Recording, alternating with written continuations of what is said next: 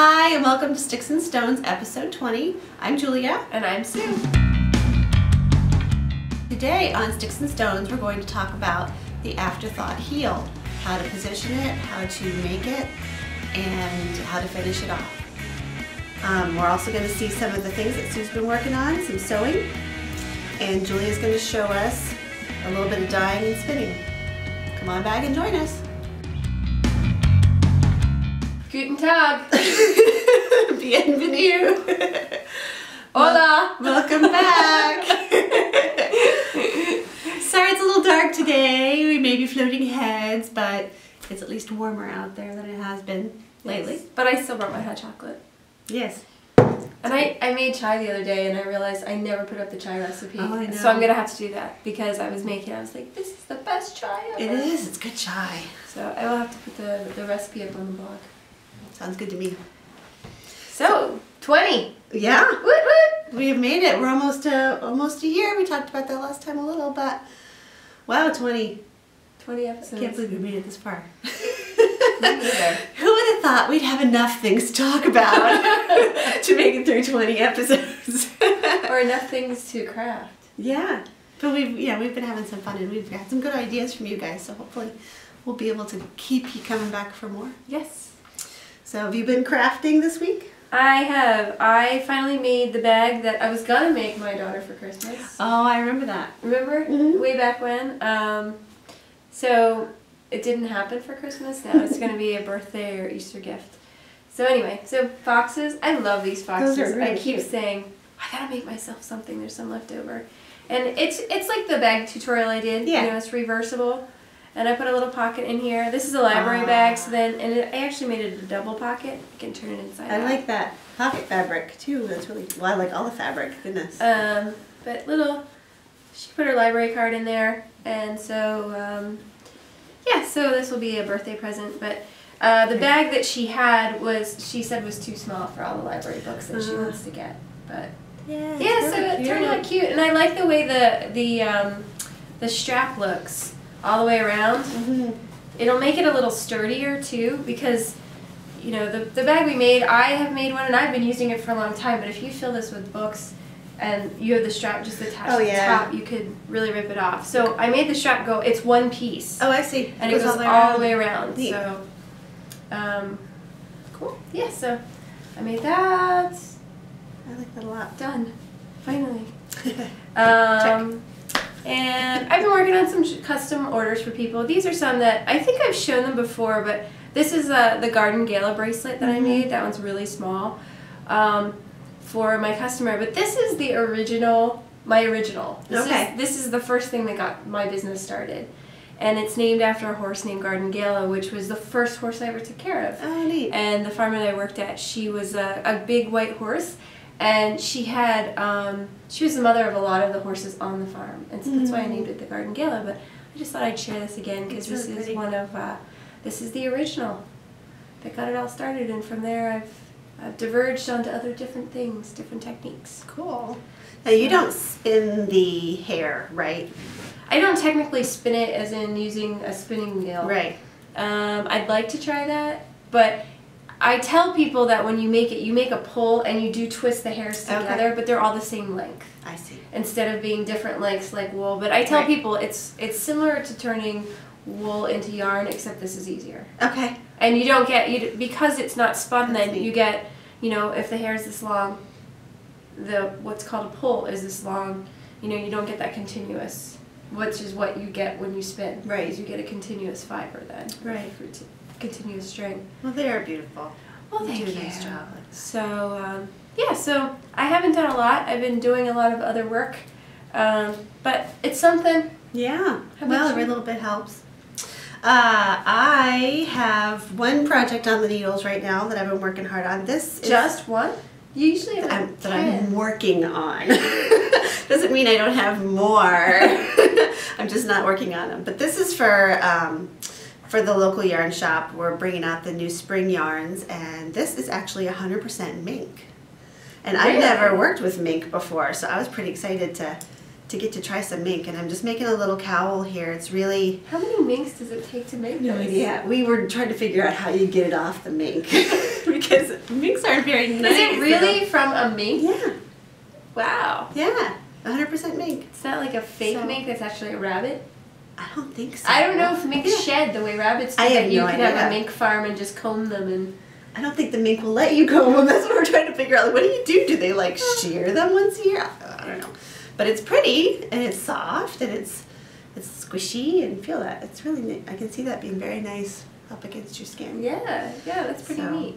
I got a little bit to go yet. It's supposed to be 21 inches long, which will take it to like there. It's going to be huge. But I have to get this done. So that's going to be?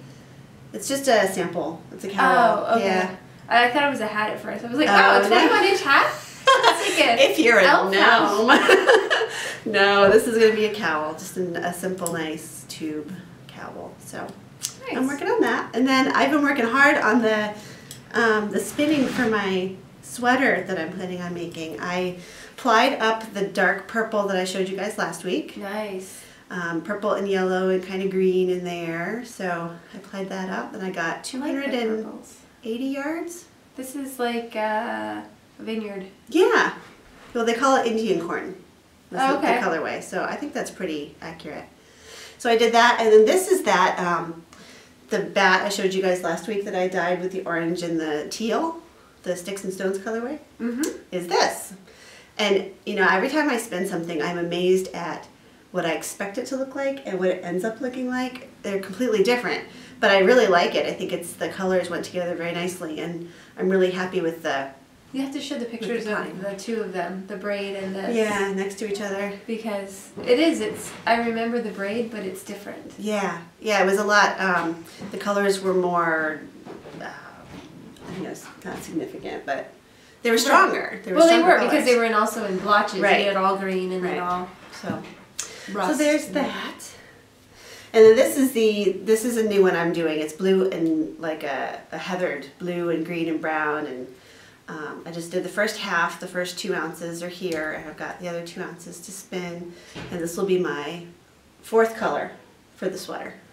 And then I think pretty soon I'll be able to cast on. So you're making this sweater for yourself? Yeah.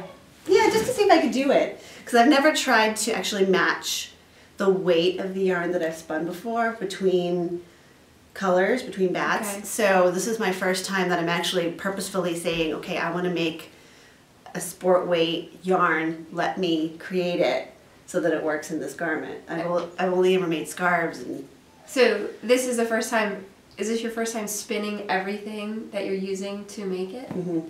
And you didn't dye these though? You got them dyed? These I did not dye. This one I did. So next year this time you'll be like, well, I have a sheep in the backyard, so this year I'm going to shear them and card it, and then... You know, they do have sheep the size of my dog. You can put them in your yard. We talked about it. We're trying to figure out how to get chickens first, though. If they're that little, you could just put them in your house, right? Yeah, little house sheep. House sheep. Like Sean the sheep. I mean, he goes in that house all the time. Yeah, that would be interesting. I don't know. I'm not sure if I want to deal with sheep poop, but... anyway, this is the last thing I did, and this is you gotta watch your eyes because you're gonna be blind.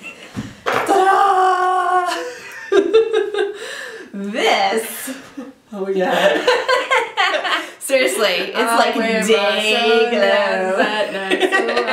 So I can look at your yarn. Oh gosh. Yeah, that is pretty crazy. I love it. I mean, I was really, really, really worried when I did this because I've never done 5 skeins at once before. And I was telling They're really very similar though. Yeah. You did a great job. Thank you. Except for there's a couple little dark spots here and there. But I was telling Sue I put this in a giant pot. The pot's like this big. And I did 4 cups of dye. I thought that's going to be plenty.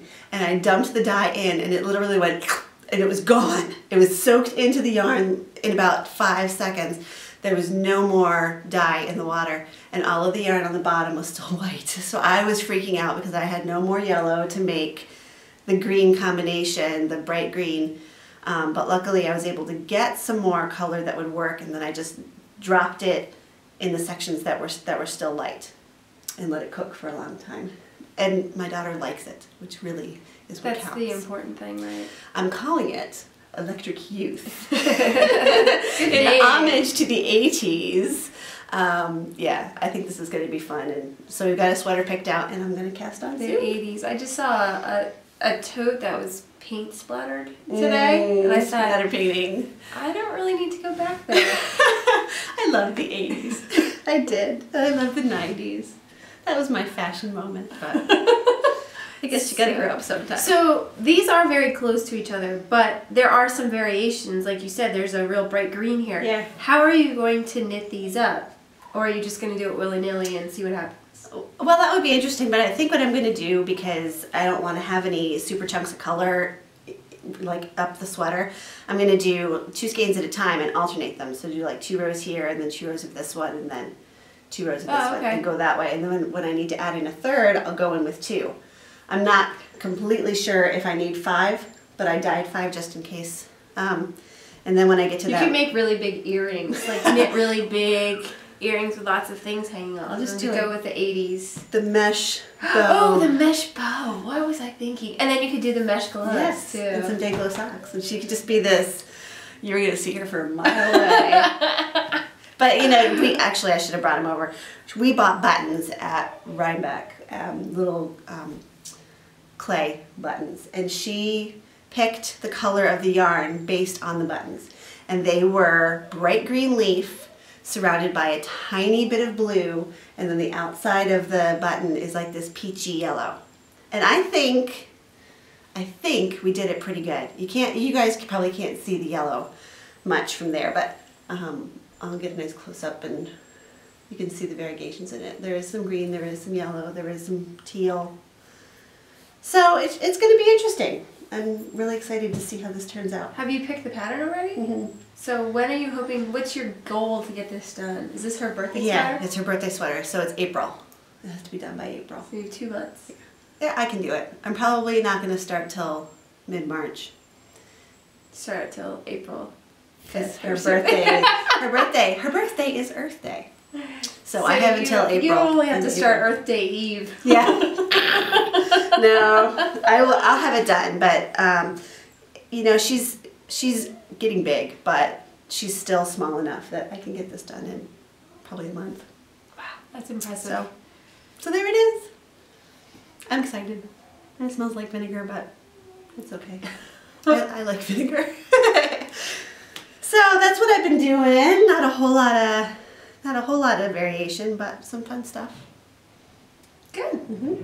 So what are we doing today? We're knitting today for DIY, right? Yep, I'm going to show you guys how to do an Afterthought heel. We've had some requests on how to do that, so I have a sock. You guys are in luck, a sock that is ready for the heel. So I'm going to show you how to place it and then how to make it. So we'll be right back with that. Sounds great. Some of you have asked to see a tutorial on making an Afterthought heel, so today I'm going to show you guys how to do that. I have one sock here where the heel is done, and you can see this is the front, and then back here is the heel. The heel is basically the same as the toe, but you have to do it after the fact to get your stripes to line up. So here's the sock, the other sock, and I have not made the heel yet. You can see that I added a contrast yarn here where my heel is going to be. And the way I decided to do it is I put it halfway through one of the color stripes. So when you're choosing the place to put it, you just want to count how many stitches, how many rows is each stripe, and divide it in half so that you get half of the color on top of the heel and half the color below the heel, and you won't have a break in your pattern. So when you get to this point, what you would do is just knit across with your contrast yarn and then come back to the side with your double pointed needle and then knit across again with your regular yarn and keep going the rest of the way down the sock till you get to the end. And at this point now I have to take the contrast yarn out so that we can start the heel. So let me show you how to do that. Down here at the end you'll see that I have the end of the yarn, and I'm just going to pull on it. This is probably the scariest part. I'm just going to pull on that end and pull it right out of the loop. And what you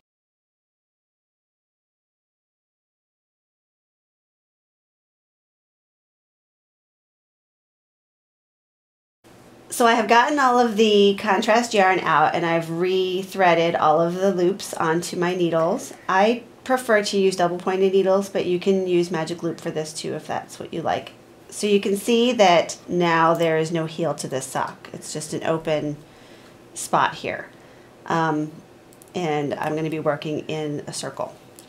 Now to line up the colors, it's a lot easier with a self-striping yarn to know what pattern you want to do. I have